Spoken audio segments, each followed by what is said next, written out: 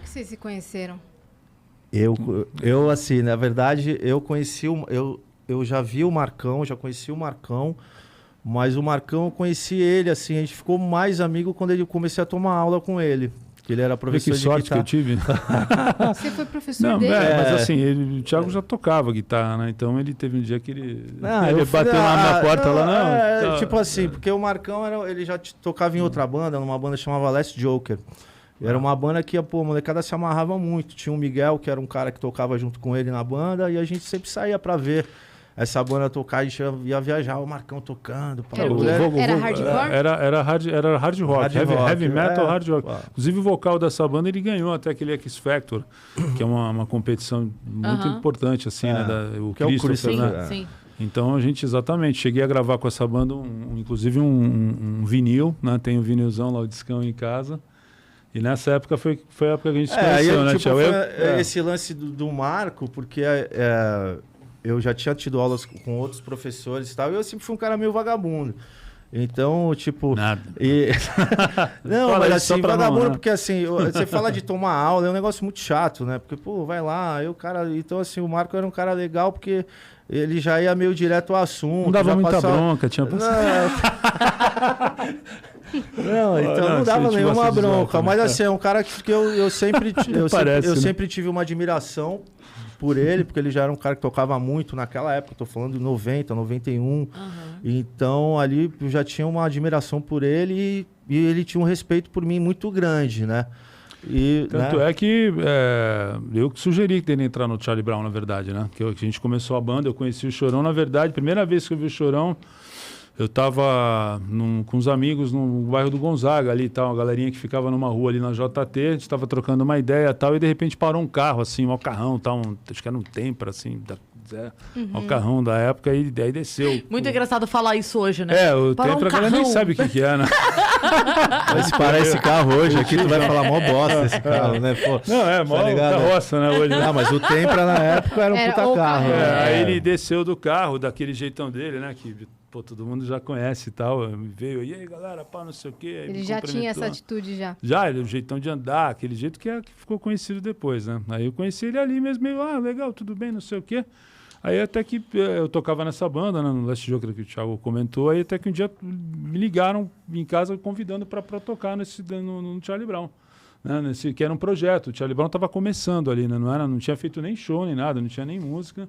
A gente está fazendo um projeto assim, de som mais pesadão, tipo Pantera, Biohazard, e pô, eu sei que você gosta também. Quem te ligou foi... E tal, foi um amigo meu. Mas quem estava encabeçando o projeto era o Chorão? Não, tava já, aí começou ele, o Champignon, eu, né? E aí a gente começou a tocar, gravamos uma demo, e aí nessa história o Thiago entrou no ano seguinte, né? Porque existe um fato muito legal, porque assim... eles ficaram um tempo tocando com outro guitarrista e com outro batera, que é o Nando, do Garage Fuzz, que tá no... Né, que coincidentemente tá no lendário Garage Fuzz. Depois a gente conversa. O Chorão não fundou. Não, o Chorão não fundou. E ali tava rolando o seguinte, os caras tinham saído e eles convidam o Pelado. O Pelado, na verdade, até, desculpa, Thiago, mas o Pelado, ele tocava comigo nessa banda Last Joker, né? Sim, tocava. E aí, quando precisou de um bateria e um guitar, o Chorão, lembro que a gente trocou, mas vamos botar quem, não sei o quê, pô, os caras saíram e tal, eu falei, velho, eu lembro que o Chorão queria colocar um outro guitar até. Eu falei, velho, não, você tá louco, velho, o guitarrista tem que ser o Thiago. Ele, Thiago, pô, o Thiago toca, pô, velho. Aí eu botei uma pilha nele, né, e o batera que tocava comigo, tinha uns caras bons em Santos, mas eu falei, vamos botar o Pelado, né? O Pelado, ele já era um monstro da bateria. Desculpa, eu preciso perguntar, por que o apelido dele era Pelado? Ele sempre explicou que quando ele era criança, ele gostava de tomar banho pelado, né? Então ficava o vizinho, aí, Pelado. O vizinho olhava pelo muro ali, né? Acho que viu uma mangueira ali, tomando banho, e falou, o cara tá pelado. Mas só pra focar pra gente não... assim... Eu ensaiava, eu tinha uma sala de ensaio, do lado onde o Charlie Brown ensaiava, eu tinha uma sala de ensaio com um Pelado e com outro baterista. Então era um guitarrista que ensaiava numa sala com dois bateristas. Dividindo, então né? Eu tinha um espaço assim, cara, era um espaço do tamanho disso aqui. 1 metro quadrado. Né? E ali o Pelado tinha falado assim, pô, os caras me convidaram pra tocar e teu nome foi cogitado. E dali... Cara, eu peguei meu amplificador e mudei meu amplificador, andei assim, 3 metros assim, aí tal, e aí pus ali, entendeu? E dali, cara, foi muito legal, porque assim, é legal a galera entender, porque quando essa formação, eu, Pelado, Marco, Champs e Chorão, a gente fecha ali aquele lance, era totalmente inglês, era um som pesado, era um som... Mas era bem feito, era legal. Não, era muito trabalhado, era muito bem tocado, com solos, com bases incríveis e tal. Então a gente vai tendo meio que uma trajetória daí, porque a gente faz alguns eventos de skate, a gente vai fazendo algumas coisas, mas existe um cara ali que por intermédio dessa pessoa, que eu acho importante falar, que na verdade o Champignon, ele namorava com uma menina. Essa menina era irmã de uma outra menina que era casada com um cara que é o Tadeu Patola. Que é o Tadeu, que foi o cara que descobriu a banda. Então, nesse dia, foi eu e Champignon, a gente foi mostrar pro Tadeu, na casa dele, esse som, né? Esse som pesado em inglês e tal, não sei o quê. E ele falou, meu, cara, é do caralho o som, é muito legal. É muito bem feito, só que vocês precisam cantar em português. Então, dali a gente faz uma mudança, a gente vai, né, produzindo com o Tadeu, vai, né, e a gente continua fazendo som pesado. E curiosamente o Chorão tinha uma resistência, né? Eu não sei se lembra Ele queria cantar em inglês. Exatamente, porque a gente vinha de uma geração que a gente curtia muito som gringo mesmo, né? Suicide, Infectious Grooves, Biohazard, White Zombie. Sim. Então eu lembro que os primeiros papos que a gente começou a abrir a cabeça e falar, pô, de repente cantando em português é legal. Ele ficou um pouco meio, mas será, tal? Porque tinham poucas bandas cantando em português que ele curtia, que a gente... Mas você acha que era uma coisa... que ele não gostava de fazer, ou era mais a visão comercial? Ele não estava acostumado a escrever em português. Acho que era uma coisa assim, muito dele... Ele, na verdade, talvez ele achasse que falava inglês, mas ele não falava, né? Ele, mas sempre foi um cara muito jogadão para falar inglês. Ele sempre se jogava, né? Ele desenrolava. Mas eu acho que foi uma grande barreira ali que ele rompeu, na verdade. Essa mudança de línguas aí, de mudar para o português, porque foi uma coisa, não foi uma coisa fácil, entendeu? Tem realmente um preconceito, né, com o rock nacional, essa coisa do cantar em português, e de repente você parecer uma música gringa, a galera começa a consumir e só depois descobre que não sabe assim? Assim, eu acho que o som, para quem curte, que a gente faz um som mais pesado, assim, na onda de heavy metal, tal, essa praia do Suicide, é natural as bandas cantarem em inglês, entendeu? Tá muito enraizado esse negócio. E um lance que eu acho que mexeu muito com ele foi quando pintou o Raimundos e o próprio Planet Hemp, entendeu? Porque foram bandas que ele começou... Ele falou, pô, eu vi que é legal. Que ele falou, pô, o cara, sabe, tem umas coisas que eu gosto dos caras cantando em português, do Raimundos, do o Usuário. Então, o Usuário foi um disco que mudou muito a nossa carreira. Então, ele a partir dali, acho que ele abriu essa porta de falar, pô, vamos então arriscar começar a cantar em português. Foi conselho do Tadeu isso. Não, assim, paralelamente existia essa vontade, não foi o Tadeu, assim. O Tadeu estava junto, eu também acho, né? Tipo, aquele negócio. Lógico. O Tadeu, na verdade, ele indicou um caminho. Ele falou, o som de vocês é muito bom, é muito trabalhado, é muito legal, muito bem feito. Mas vocês têm que mudar de língua, vocês têm que cantar em português. E ele sabia que não era uma coisa fácil, que não era uma coisa assim, simplesmente você... Foi uma transição, né? Foi uma transição que a gente passou ali antes da gente, né, gravar o primeiro disco, foram 5 anos ali que a gente ficou ali, né? E eu acho que um grande lance da banda realmente é quando a gente começa a misturar os estilos, né? Porque a gente começa a escutar várias coisas legais. Né? A gente começa a escutar ska, a gente começa a escutar reggae, a gente começa hip hop, a gente começa a escutar, muitas bandas, né? Muitas bandas que hip hop junto com rock, com reggae, com rock, entendeu? Então, assim, isso acho que foi meio que a essência do Charlie Brown, né? Que foi assim, a gente misturando os estilos e ali a gente, né, junto com o Tadeu, a gente conheceu um cara que chamava Luciano Curban. Putz, é verdade. Teve aliás, deixa eu até aproveitar, Thiago. Era um cara, legal, o cara da hora. Ele ajudou a gente numa época importante, esse cara. Ele tinha um estúdio de gravação de áudio de comercial de televisão, só de vozes, assim, de locução e e chamava Voices ali. Então acho que a primeira versão de Coro Vai Comer, se eu não me engano, foi gravado lá com o Antônio, filho do Ziraldo. Filho do Ziraldo que tá fazendo trilha agora nos Estados Unidos. E o Antônio é um cara muito legal. E ali a gente já tinha um Coro Vai Comer, assim, até a gente chegar aí foi um negócio que a gente foi, né? A gente tá falando aí de 96, né, bicho? É isso, mais ou menos. E tem uma passagem, putz, que é muito foda, assim, porque a gente gravou uma demo, lembra, Thiago? Aquela demo do Hack. A primeira demo em português do Charlie Brown, a gente tinha uma visão assim, não, vamos para o melhor estúdio possível gravar. E a gente foi, então a gente tinha grana para pagar a demo. E nem era o melhor estúdio, né? A gente achava que era o melhor estúdio, mas não era. Pra gente era o melhor, né? Aí a gente foi para lá, eu lembro que o Champion vendeu baixo para pagar. Eu tive que vender umas coisas minhas também. O Chorão vendeu a televisão do pai dele. Nossa. Assim, a banda a gente fez... era para gravar uma demo na época? Olha, pra gente era muito dinheiro na época, né? Pra comparar tipo, 300 com hoje, pau assim. por hora, se bobear, não sei. Era uma grana, na sabe? época Você era ficar uma 12 grana. horas ali. Porque, né? Não tá devendo dinheiro até hoje lá, se botar lá tem uma... Se for tem botar hoje... lá da banda. Tem uma caveirinha de vocês lá, assim, sabe? Não receber... Não, o Champion, eu lembro que ele tocou a última nota do baixo, tinha um cara, o cara que comprou o baixo dele tava esperando na porta, assim. Ele deu um beijo, assim, ele tocou a última nota, gravou, valeu, take, ele beijou o baixo, assim... Sacou? Entregou o baixo pro cara com o dó, assim. Ele ficou sem baixo. Não, pra vocês terem uma ideia como é que era o negócio, né? Aí nessa demo já pintou a primeira música do Charlie Brown que foi pro disco em português, chamada Festa. Eram 3 músicas que a gente gravou, né? A gente gravou Aromatizado, Festa e tinha mais uma que eu não lembro agora, Nova em Ré. Nova em Ré. Então foi a primeira... Então já você vê, já frutificou, né? Das 3 faixas, uma já foi pro CD, né? E aí tem essa fase que o Thiago tá comentando do Curban também. Do Luciano foi uma fase muito legal, mas aí tem uma transição dali, porque no estúdio do Curban a gente tinha que tomar alguma atitude. E aí o Tadeu toma uma atitude pela gente, porque na verdade ele tinha uma banda que chamava Lagoa 66, que nos anos 80 era uma banda muito legal. E aí depois essa banda foi relançada pelo Rick como Lagoa. Sim. Entendeu? E aí isso, né? Tudo essa parada rolando nessa mesma época. E aí o Tadeu chegou e mostrou pro Rick o negócio.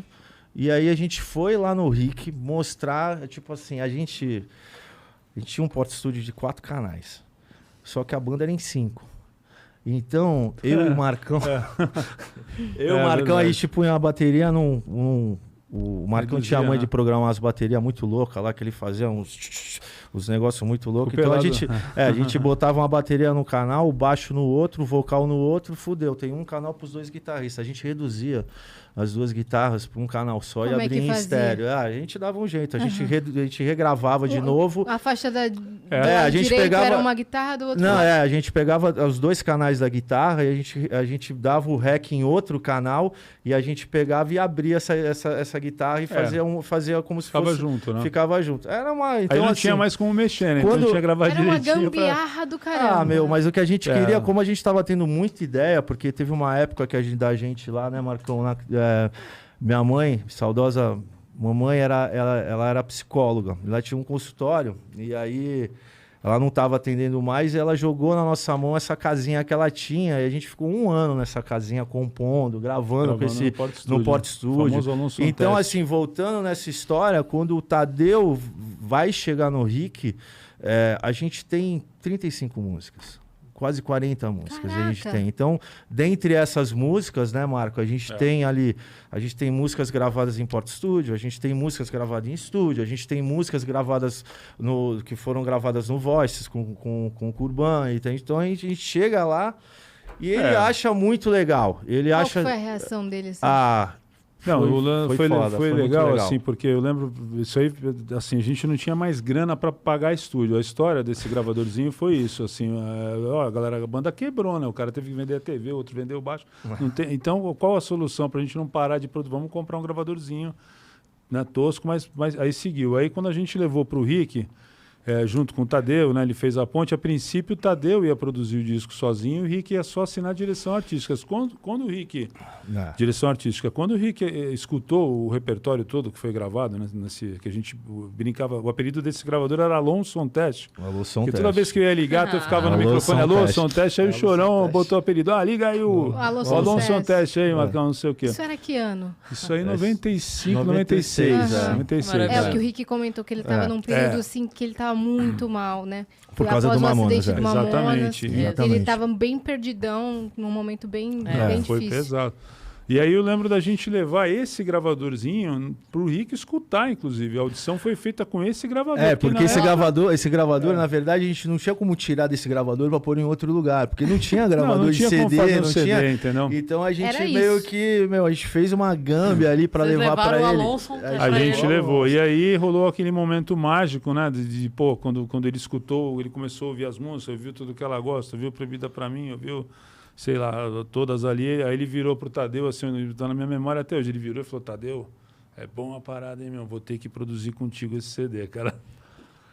Não, primeiro quando ele falou isso, bicho, pra mim, assim, eu lembro que a gente entrou, a gente tava voltando com você, né, de carro, né? A gente entrou no carro ali, todo mundo se mantendo ali tranquilo na frente do carro. Mas quando a gente entrou no carro, a gente fechou e falou: caraca, agora vai. Aquela ligação do crush, né? Que a pessoa, claro, exatamente. A gente desceu a serra já, meu irmão. Felicidade. Ele ainda não estava na EMI. Não, Rick, era a Virgin. O Rick, ele tinha acabado de assumir a diretoria, a presidência, né, da Virgin. Tá, ele já estava, né? Assumi depois a presidência. Um pouquinho depois.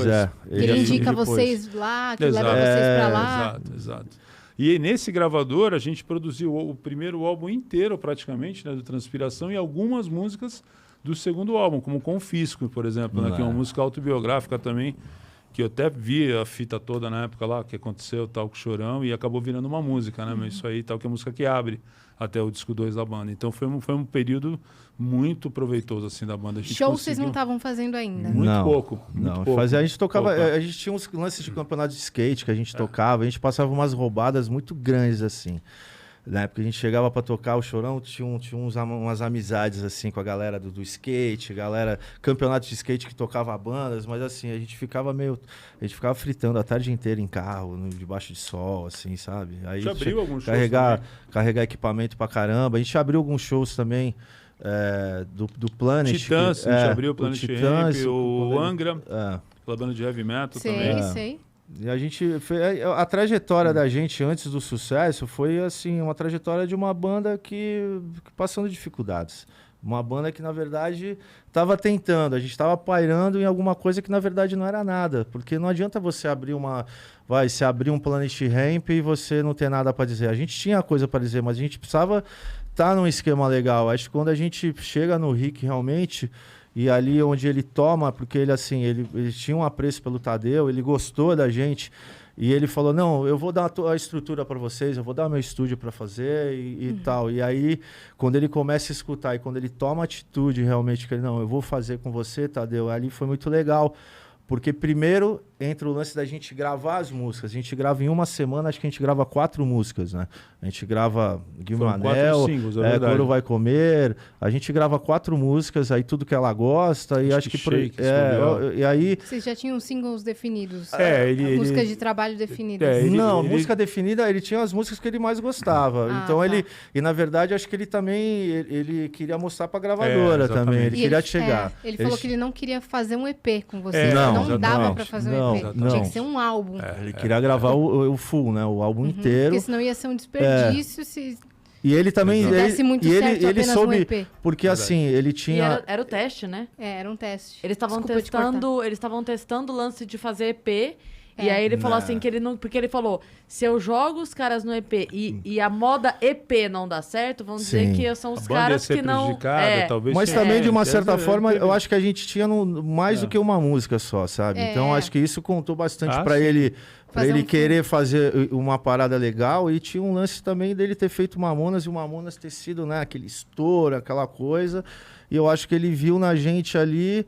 uma coisa musical que agradou muito ele, que foi uma coisa de, um lance dele, tá assumindo um cargo na gravadora, onde ele sai, ele devia estar numa grande depressão, né? A gente acompanhou um pouco isso aí, mas assim, por causa do Mamonas, e ali ele grava essas músicas e teve todo o jeito para chegar na gravadora e tal. Então, dali em diante, daquele dia, né, que a gente sai do estúdio do cara ali, que o Marcão falou, né, que a gente ficava meio durão, assim, né? Marcão chorão, não sei o que, aí fechava o vidro do cara. Caralho! Porque se a gente vinha de 5 anos de underground, né? Na verdade, né? De 92 a 97, então uma banda de batalha, tocando em equipamento ruim, tocando em show sem condição, com equipamento ruim. Vendendo coisa pra gravar um demo. Vendendo coisa, a gente já tinha batido em porta também de gravadora. Essa reunião foi a virada pra vocês, assim? Foi depois disso que uma das... Foi um divisor de águas. Foi a primeira, né? O primeiro divisor de águas. A gente sabia que a gente teria uma grande chance, de verdade mesmo, com o CD lançado